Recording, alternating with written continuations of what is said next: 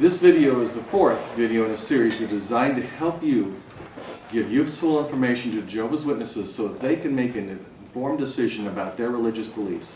It is intended to do for the witness what you would want done for you if you were a witness. Throughout this series, you must keep in mind the principles of Colossians chapter 4, verses 5 and 6, and 1 Peter 3:15, and follow them, being gracious and respectful of the Jehovah's Witnesses' beliefs. You're studying with the Jehovah's Witnesses in their favorite publication, this book, What Does the Bible Really Teach? Reading each paragraph and giving your thoughts. This video series discusses only those issues that are in this book that are contrary to the mainstream evangelical community. In each video, I give you background information and then suggest what to say and what questions to ask.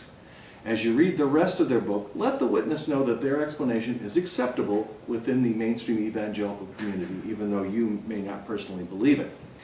It's accepted within the community. You will introduce each disputable issue by saying something like this.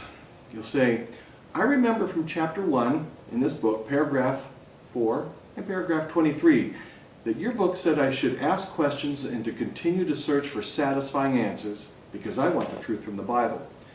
So I do have a question. There is an issue in this paragraph that I wish to understand better. The way it is worded is a new thought to me, and my religious community explains it differently. So I need your help to sort this out.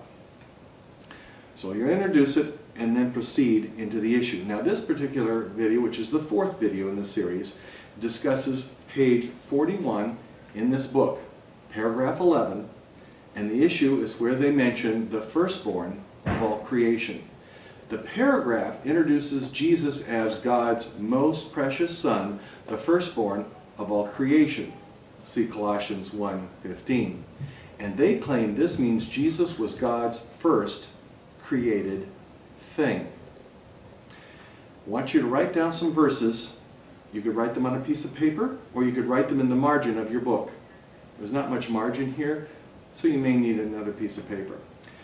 Write down 1 Chronicles 5:1. That's 1 Chronicles chapter 5, verse 1, dash, Psalm 89, verses 20 and 27.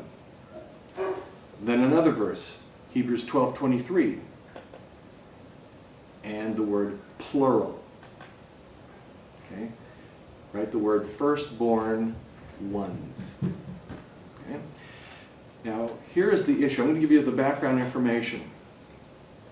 Their translation, which says firstborn of all creation, is not in all translations. It is not what scholars now believe is the meaning of this Greek word, which is prototikos, and we'll find out that in another verse, Hebrews 12:23, it's also there in the Greek, and it doesn't mean firstborn like in a sequence, the first one born in a sequence. It doesn't always mean that, because the word firstborn has two meanings. They're related, but they're different. We're going to see it in the Old Testament, Hebrew, and in the New Testament. It's carried over in the New Testament. And those two meanings are, one is firstborn, like the first child, often the male. It's referring to the male, first male son. It can be the first female, though.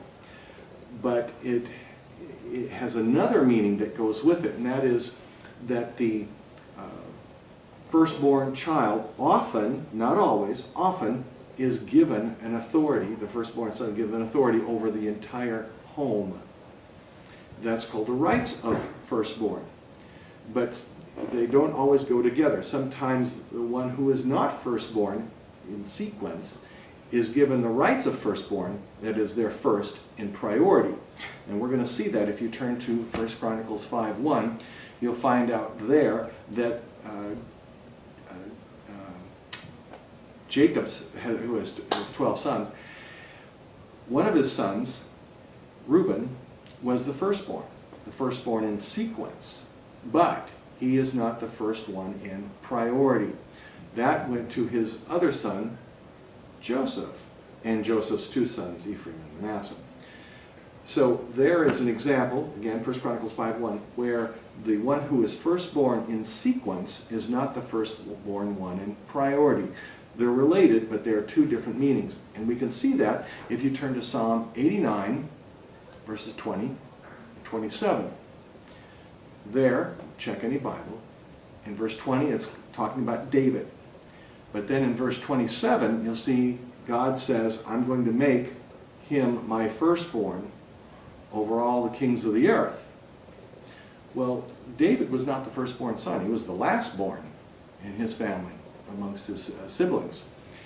Yet it says God will make him the firstborn. Well, how will he make him the firstborn? Not the first one in sequence. That can't be done. But he will make him the firstborn because he will be over all. And this is a prophecy about Jesus, that he is a descendant of David. He will be the firstborn. It has nothing to do with sequence. You can't be made first in a sequence, a chronological sequence, but you can be made first in priority in rulership. Now we're going to come to the New Testament, because, of course, the verse that they're referring to in Colossians 1:15 is in the New Testament. In Hebrews 12:23, there is a reference to firstborn, but it's in the plural. It's prototokon. And in this verse, I'm going to read it out of the New World Translation, the Jehovah's Witnesses Bible. It says, well, I'll give you the context from verse 22. But you have approached to Mount Zion and a city of the living God, heavenly Jerusalem, and myriads of angels in general assembly, and the congregation of the firstborn who have been enrolled in the heavens. That's referring to what they would call the anointed, or we would say born-again Christians, who are the firstborn and are enrolled in heavens. Now, in the Greek Bible of the Jehovah's Witnesses, which is their kingdom interlinear, there it has the word prototokon, and in the English it says, the translation, firstborn ones. It's plural. How do you have the firstborn if the first one, if it's a sequence, like a chronological sequence, how do you have plurality in the first? Well, as you look at this context, it's talking about the anointed Christians or the born-again Christians who are the firstborn. Who would they be if it's sequence? Who are the first? Would it be the first ones to believe? Well, the first one to believe in Jesus was John the Baptist, and he did not receive the Holy Spirit in his life here on earth. So who are the firstborn ones? It's all of those who will be reigning with Christ, all of those enrolled in the heavens. That's more than one, yet they are all firstborn ones, meaning that they all have that priority, not chronological sequence, but rank, and they are ranked first because they reign with Christ. So that's what's mentioned here, and that's what this word means that's translated firstborn at Colossians 1:15. In the Old Testament, there are two possible meanings, and even in the New, it could mean the firstborn child, but more often it's referring to the first one in priority, in rank. To show that, you can mention that there are translations that don't read firstborn in this verse, or not, certainly not as a sequence. In this Bible, the Contemporary English Version, it does use the word firstborn, but not in the sense of first of sequence. It says Christ is exactly like God, who cannot be seen. He is the firstborn son, superior to all creation. So there you may say, well, it's a little ambiguous. It says firstborn son, not the firstborn, but the firstborn son, because they're trying to capture the idea, which we saw from the Old Testament, such as with David in Psalms 89, that he's first in rank, not first in sequence. Another is the New Living Translation. This reads, he existed before anything was created and is supreme over all creation. This one, the New Century Version, reads, no one can see God, but Jesus Christ is exactly like him. He ranks higher than everything that has been made. So there is an example of another example that doesn't say firstborn, giving the idea of first in a sequence that is born, but rather in rank. Then there's this, the New English Bible and its revision, the Revised English Bible. Both of them have, well, this says, his is the primacy over all creation.